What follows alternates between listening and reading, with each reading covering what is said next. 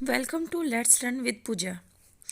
Do you know the likely fate of a piece of DNA which is somehow transferred into an alien organism?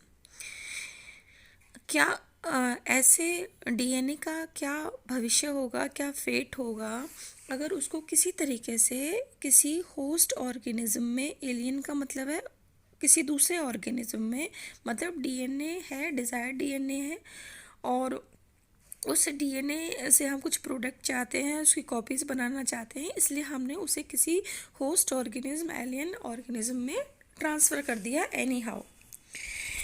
Most likely this piece of DNA would not be able to multiply itself in the progeny cell of the organism. organism यानी alien organism.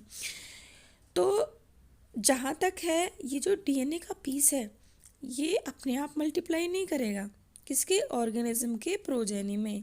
कहने का मतलब ये है कि suppose हमने एक organism लिया है, ठीक है, हमने इकोलाई बैक्टीरिया लिया, ठीक है, और इस बैक्टीरियल का ये अपना जीनोम है, दिस इज़ द जीनोम, और ये हमने इसका प्लाज्मिड बना लिया है, क्लियर.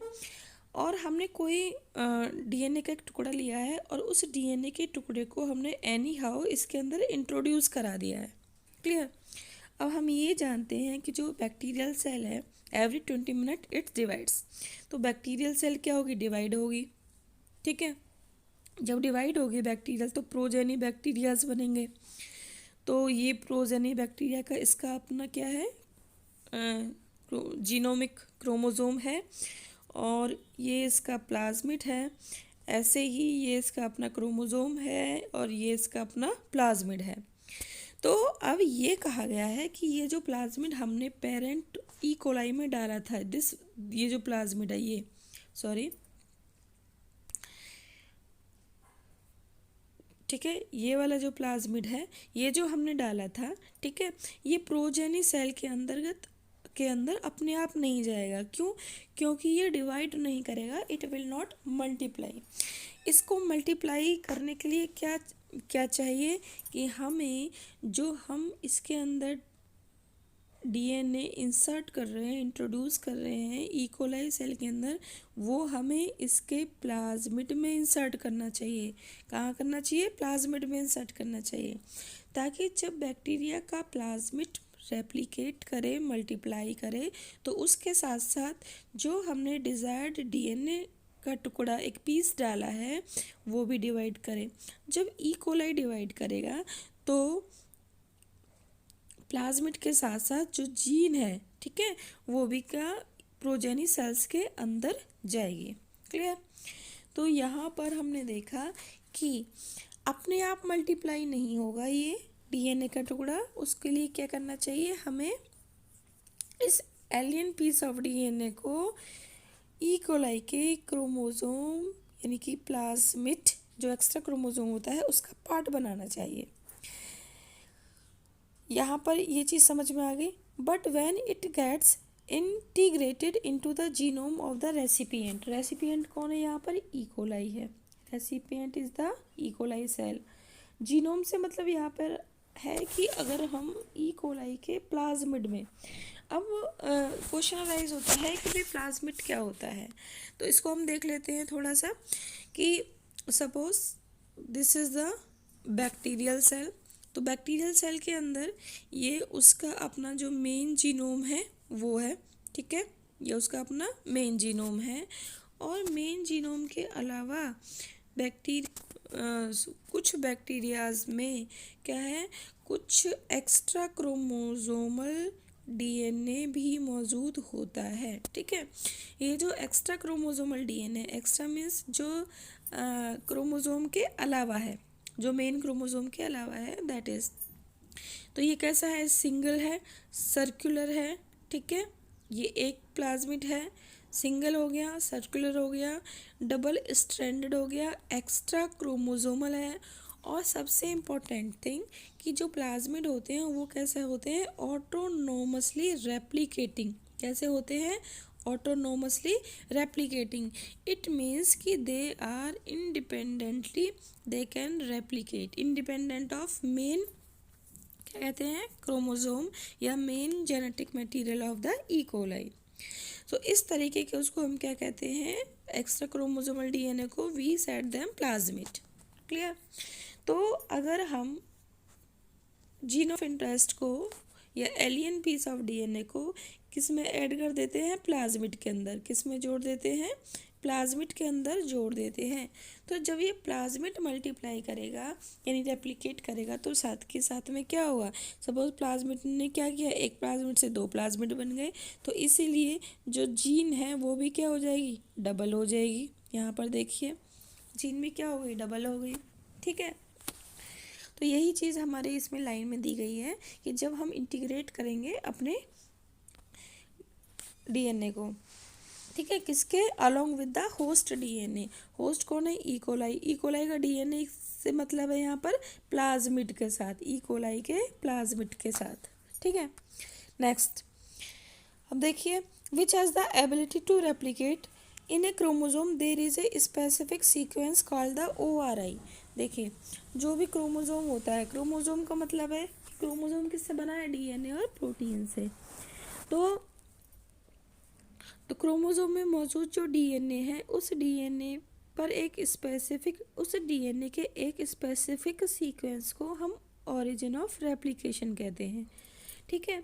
तो सपोज फॉर एग्जांपल कि ये क्या है, ये डीएनए है, दिस इज़ द, मैं थोड़ा सा ये इस तरह, मैं इसको इस तरीके से बना लेती हूँ, ये डीएनए का एक टुकड़ा है। ठीक है। और इस हमें ये पता है कि जो डीएनए होता है it is the chain of nucleotide. तो बहुत सारे न्यूक्लियोटाइड हैं। तो न्यूक्लियोटाइड का एक जो पर्टिकुलर सीक्वेंस होता है, सपोज यहाँ से लेकर इतने पोर्शन में, यहाँ से लेके यहाँ तक इतने पोर्शन में जो सीक्वेंस मौजूद है, इस सीक्वेंस को हम क्या कह रहे हैं, ORI कह रहे हैं। क्या कह रहे हैं, ORI कह रहे हैं, ORI।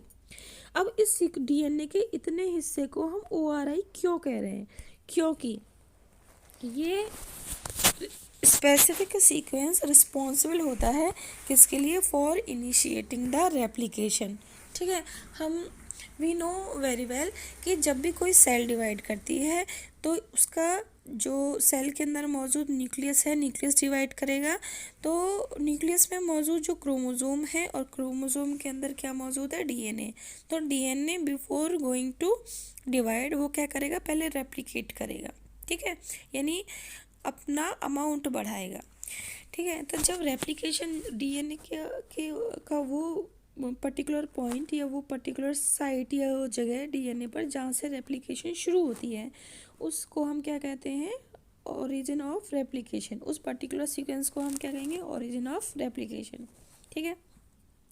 नेक्स्ट देखिए, therefore for the multiplication of any alien piece of DNA, इसलिए किसी भी अलाइन पीस ऑफ डीएनए के मल्टीप्लिकेशन के लिए हमें क्या करना चाहिए, in an organism it needs to be part of the chromosome which has a specific sequence known as origin of replication.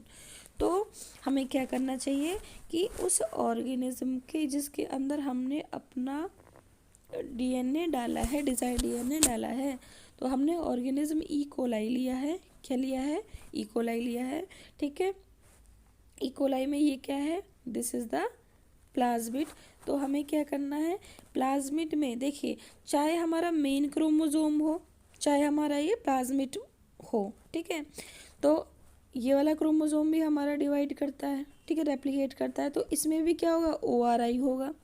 और प्लाज्मिड भी क्या करते हैं, ऑटोनोमसली ये क्या होते हैं, यानी सेल्फ रेप्लिकेटिंग होते हैं, तो इनमें भी क्या होगा, ORI होगा। ठीक है।